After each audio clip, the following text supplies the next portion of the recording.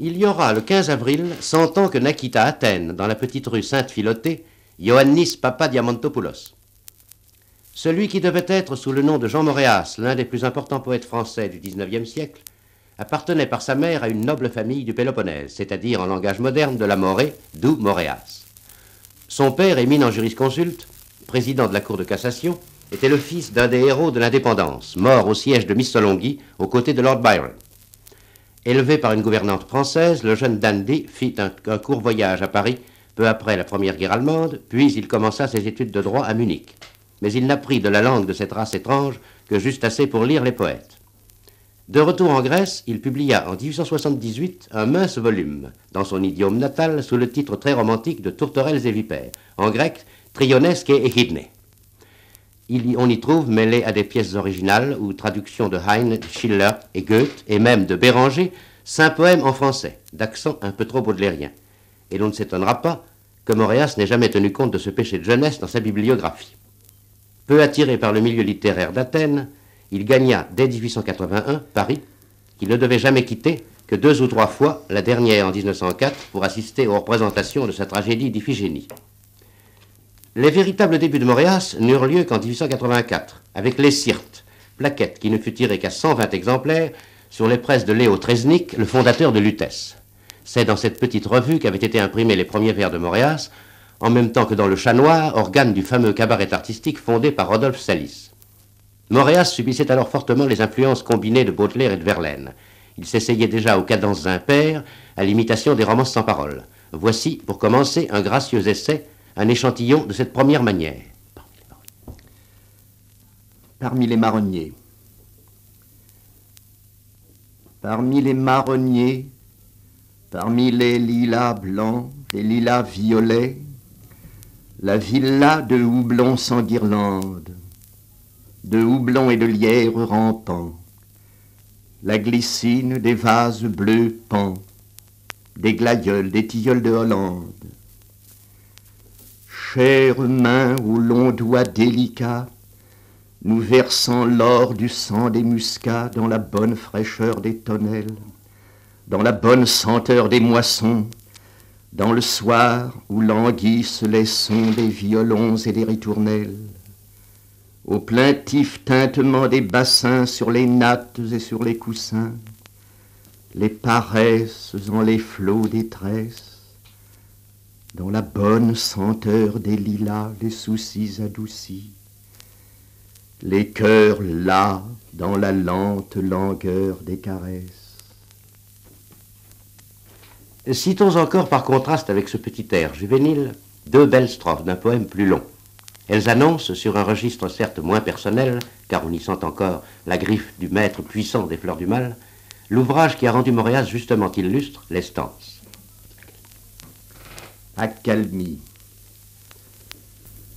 Lorsque sous la rafale et dans la brume dense, autour d'un frêle esquif sans voile et sans rameur, on a senti monter les flots pleins de rumeurs et subi des ressacs l'étourdissante danse.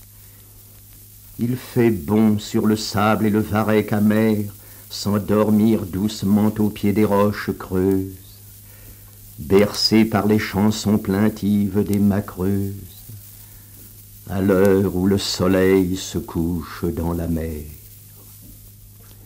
Les Syrtes furent suivis à 2 ans d'intervalle par les cantilènes. C'est un ensemble plus compact d'exercices d'une forme très raffinée, où le folklore hellénique se marie curieusement aux influences de la plus récente poésie de France, Gautier, Baudelaire, Verlaine, Charles Cros et même Laforgue. Le doux Léon Vanier, qui se disait éditeur des modernes, accueillit ces quelques 40 chansons qui ne voisinaient pas indignement dans sa boutique du quai Saint-Michel avec Jadis et la guerre de Verlaine et les complaintes de Laforgue. Nous vous en ferons entendre 3. L'une, en alexandrin bizarrement couplée, paraît presque d'un rythme impair. La seconde est imitée de Heinrich Heine. La dernière est en vers de 13 syllabes qui prouvent la filiation certaine de Guillaume Apollinaire lorsqu'il écrira les Rhénanes par rapport à Moréas, Moréas, lequel, comme disait Rabelais, il aima toute sa vie.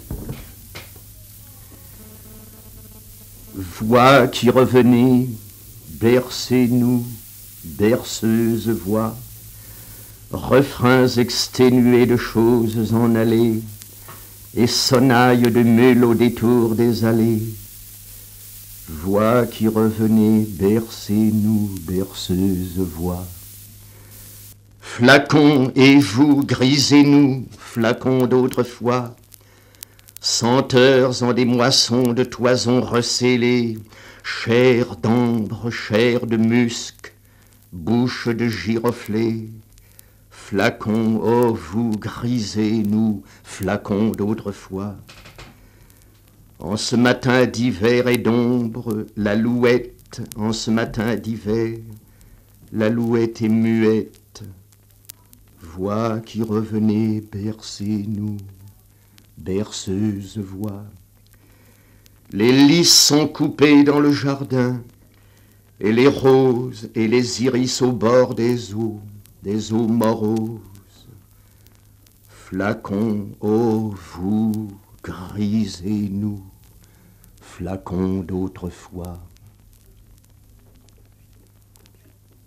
Nocturne.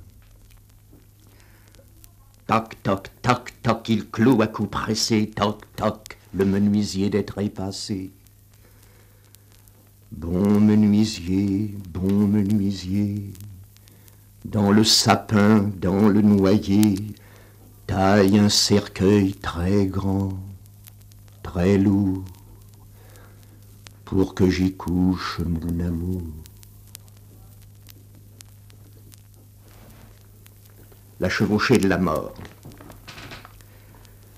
La mort chevauche dans la nuit, à travers la plaine. Le vent de la nuit, à travers la plaine, haleine.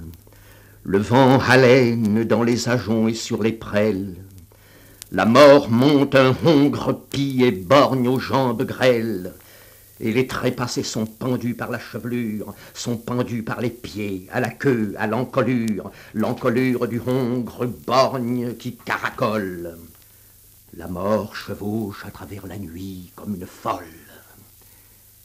Les vieillards disent, bonne mort, cesse un peu ta course, nous boirons dans le creux de nos mains à cette source. Et nous, disent les beaux garçons et les belles filles, pour faire des bouquets, nous cueillerons des jonquilles. En cette même année 1886, exactement le 18 septembre, Moréas donnait au Figaro un manifeste qui est demeuré célèbre. C'est là qu'est formulée pour la première fois la doctrine du symbolisme. Il se peut bien que le mot y ait été, dans ce sens, primitivement imprimé. Nous avons proposé, écrivait-il, la dénomination de symbolisme comme la seule capable de désigner raisonnablement la tendance actuelle de l'esprit créateur en art. Ce n'était pas un pamphlet anarchique, mais un essai de codification de la poésie présente et d'intégration de cette poésie dans la tradition française, avec Baudelaire comme précurseur, mais dans la lignée tout de même de Vigny et de Banville. Moréas répudiait le terme de décadent, arbitrairement appliqué aux jeunes par le camp adverse, Anatole France en tête. Le classicisme figé des Parnassiens est en effet une décadence par rapport au romantisme, comme Voltaire le tragédien est décadent par rapport à Racine. Il préconisait enfin une prosodie inspirée de la vieille métrique française, avivée, assouplie dans un désordre savant, et qui profita des innovations de forme et de pensée des deux maîtres d'alors, Verlaine et Mallarmé. Ce fut peu après que, prenant pour modèle les poètes du Moyen-Âge et de la Renaissance, Jean Moréas fonda l'école romane. Il groupait autour de lui trois brillants poètes, Raymond de la Taillède, Maurice Duplessis et Ernest Reynaud, plus un jeune théoricien qui n'osait pas encore montrer ses propres vers, Charles Maurras. On n'a jamais su au juste que signifiait cette réaction, si ce n'est que les résultats s'en firent sentir beaucoup plus tard sous les espèces d'un nouveau classicisme, d'abord par les stances de Moréas lui-même, puis par les admirables sonnets de la Taillède et les pathétiques accents de Maurice Duplessis dans Pallas Occidental et Les Tristes. Mais ces œuvres n'ont rien de roman. Ce ne sont que de beaux vers français de tous les âges. En effet, à des démarquages puérils, à de fastidieux essais de style archaïque, de imiter des trouvères ou des plus précieuses odelettes de Ronsard, se mêlaient baroquement des excentricités verbales sans motif, une désarticulation arbitraire de la syntaxe comme de la versification. Moréas renchérissait sur ces théories à la fois désuètes et modernistes dans la préface du Pèlerin passionné. Cet ouvrage, qui parut en 1891, avait un titre et un ensemble hybride. Son titre était emprunté, on ne sait pourquoi, au Passionate Pilgrim de William Shakespeare, et on y trouvait les beautés les plus pures, et à côté un invraisemblable charabia. La réputation du poète s'établit sur ce volume, et l'on ne peut nier que ce soit en effet là qu'il se soit montré le plus original. Nous y choisirons 4 poèmes de tons très divers. D'abord, une exquise chanson, où la naïveté du sentiment s'exprime par un timbre très purement musical et une heureuse alternance de mètres de 9 et 7 syllabes. Une jeune fille parle. Les fenouilles m'ont dit, il t'aime si follement qu'il est à ta merci. Pour son revenir, va t'apprêter. Les fenouilles ne savent que flatter. Dieu ait pitié de mon âme. Les pâquerettes m'ont dit, pourquoi avoir remis ta foi dans sa foi? Son cœur est tanné comme un soudard. Pâquerettes, vous parlez trop tard. Dieu ait pitié de mon âme. Les sauges m'ont dit, ne l'attends pas, il s'est endormi dans d'autres bras. Ô sauge, triste sauge, je veux vous tresser toutes dans mes cheveux. Dieu ait pitié de mon âme. Écoutez ensuite l'élégie première, hétéroclite entre toutes celles-là, puisque à une strophe boiteuse et chantournée en succèdent 3 autres d'une harmonie toute simple que les plus belles des stances ne surpasseront peut-être pas. Ce ne fut qu'en des Pléiades le déclin pluvieux moleste le bois des nus. Alors Zéphyr éventait les jeux des grâces, alors des linos tintaient le sermon menu, et l'épice alors abondait, et la rosée soula des jardins, lorsqu'ainsi tu parlas. J'ai vu fuir et passer le temps qui nous devance, tel un cerf que jamais aucun chasseur ne joint. J'ai vu nos fleurs d'hier, printemps plein d'inconstance, et l'hiver et l'été comme en un même point. Ô pauvre bien-aimé, tout cet augure double s'est reflété dans moi mieux qu'au clair d'un miroir. Voici la trêve, et si quelque chose me trouble, c'est la pitié que j'ai de ton vain désespoir. Laissons au cœur moins docte oser encore prétendre, et d'un veuil à cela mettre la vanité. Car ne le sais-tu pas, et que saurons-nous prendre à cette ombre dissoute avant d'avoir été?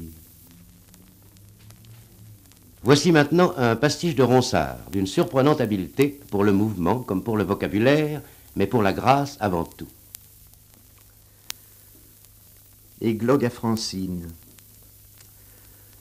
Ô Francine sade, cueille de tes doigts si bien appris la rose moite en sa feuille, le lys qui n'a pas de prix. Des champs et des vers pourpris, la fleurante nouveauté, las, demain aura été. N'es-tu pas fleurante pomme, ô Francine de renom, et tant frétillarde, comme tourterelle en sa saison? Bientôt tu n'auras foison de plaisance, chef doré, ni visage coloré.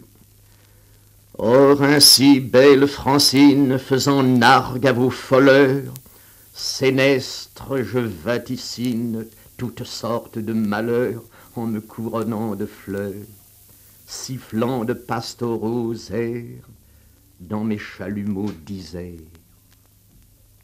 Pour en finir avec la seconde manière de notre symboliste militant, c'est avec la brève mélodie que vous allez entendre, un authentique chef-d'œuvre du vers libre. Écoutez bien, c'est rimé par intermittence et l'on peut à peine y discerner la longueur et la coulée rythmique. Mais ce n'est ni de la prose cadencée ni du verset, c'est un instrument nouveau qui résonne. Seul exemple d'une trouvaille sans précédent et sans lendemain, un vrai miracle musical. Je naquis au bord d'une mer dont la couleur passe en douceur le saphir oriental. Des lys y pousse dans le sable.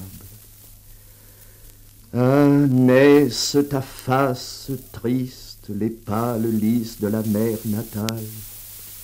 N'est-ce ton corps délié, la tige allongée des lys de la mer natale? Ô amour, tu n'eusses souffert qu'un désir joyeux nous gouvernât. Ah, n'est-ce tes yeux, le tremblement de la mer natale?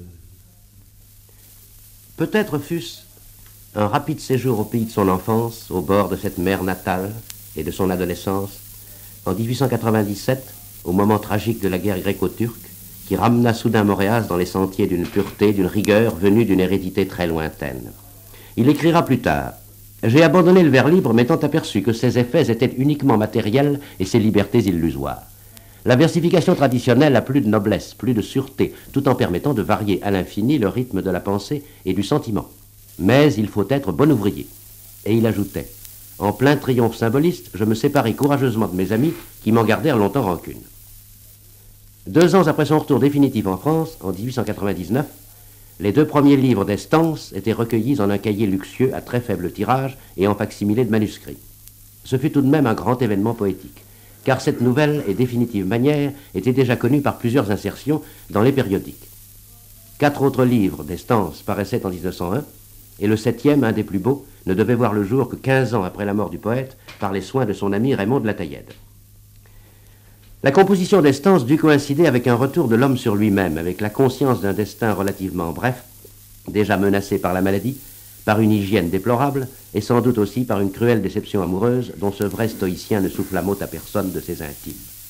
Jusque-là, il s'était amusé, dispersé, diverti à des recherches en somme plus curieuses que fécondes. La méditation de la mort fait souvent de lui un grand poète, qui reconnaît enfin que les beaux vers sont faits avec les mots de tous les jours et qu'un petit nombre de lieux communs suffit à nourrir la plus vivante comme la plus durable poésie. J'ai choisi dans les 7 livres d'Estance celle qui me semble traduire en toute plénitude et en apparente sérénité le drame intérieur d'une âme où la pudeur s'unissait à la noblesse. Je crois que de tels accents dureront autant que le langage français. Ô printanière, pluie harmonieuse et douce, autant qu'une rigole à travers le verger, et plus que l'arrosoir balancé sur la mousse, comme tu prends mon cœur dans ton réseau léger. À ma fenêtre, ou bien sous le hangar des routes où je cherche un abri, de quel bonheur secret viens-tu mêler ma peine? Et dans tes belles gouttes, quel est ce souvenir et cet ancien regret? Été, tous les plaisirs que ta saison m'apporte, comme ceux du printemps ont perdu leur attrait. Adieu le tendre automne, à présent qu'à ma porte vienne heurter l'hiver, j'ouvrirai sans regret. Dans l'antique forêt, le vent et la cognée sèment de l'arbre fort les rameaux à ses pieds, et parmi les humains la juste destinée abat à chaque coup gloire, amour, amitié. Moins doucement la feuille à la brise soupire, que la branche frappée en tombant ne se plaint. Et lorsque le malheur s'exhale de la lyre, tout autre chant n'est plus qu'un écho qui s'éteint. Vie exécrable, ô jour que corrompt l'amertume, je vous surmonte encore, mais mon cœur est brisé. Et s'il a plus d'éclat peut-être, il se consume, ce feu sombre et divin qui m'avait embrasé. Grand bois, je vous verrai brillant sous un ciel d'ambre ou de molles vapeurs noyées. Je vous verrai si fier quand le triste novembre vous aura meurtris et rouillés. Pour moi, l'amour n'est plus cette source de larmes où je buvais avidement. Une fausse amitié me cause trop d'alarmes, et je sais que la gloire ment. Enveloppez mon cœur dans les plis de vos ombres. Ma muse, fille des cités, ô bois, a su garder au fond de ses yeux sombres le souvenir de vos beautés.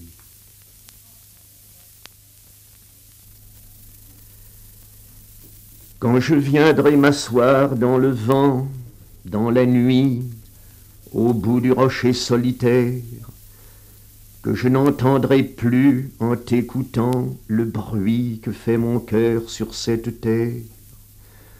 Ne te contente pas, océan, de jeter sur mon visage un peu d'écume. D'un coup de lame, alors, il te faut m'emporter pour dormir dans ton amertume.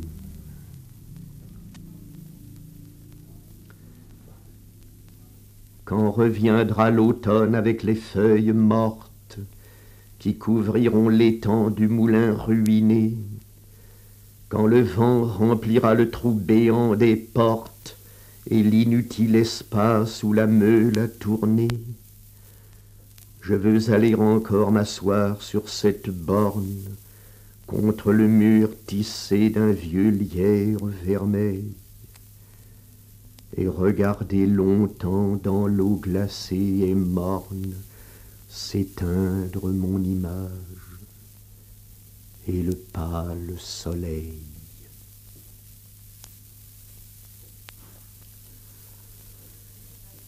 La rose du jardin que j'avais méprisée à cause de son simple et modeste contour, sans se baigner d'azur, sans humer la rosée, dans le vase, captive, a vécu plus d'un jour. Puis, lasse, abandonnée à ses pâleurs fatales, ayant fini d'éclore et de s'épanouir, elle laisse tomber lentement ses pétales, indifférente aux soins de vivre ou de mourir. Lorsque l'obscur destin passe, sachons nous taire. Pourquoi ce souvenir que j'emporte aujourd'hui? Mon cœur est trop chargé d'ombres et de mystères. Le spectre d'une fleur est un fardeau pour lui. Lorsqu'après 3 semaines de souffrances héroïquement supportées, Jean Moréas, le 30 mars 1910, s'éteignit dans une clinique de Saint-Mandé, la presque unanimité reconnut que la poésie française perdait un de ses plus hauts témoins. Elle portait déjà, hélas, depuis 3 ans, le deuil de Charles Guérin et de Charles Van Lerberg. Comme les auteurs du Semeur de cendres et de la chanson d'Ève, comme encore Henri Drégnier, Pierre Louis et Louis le Cardonnel, l'auteur d'Estance subit de nos jours la plus injuste des éclipses.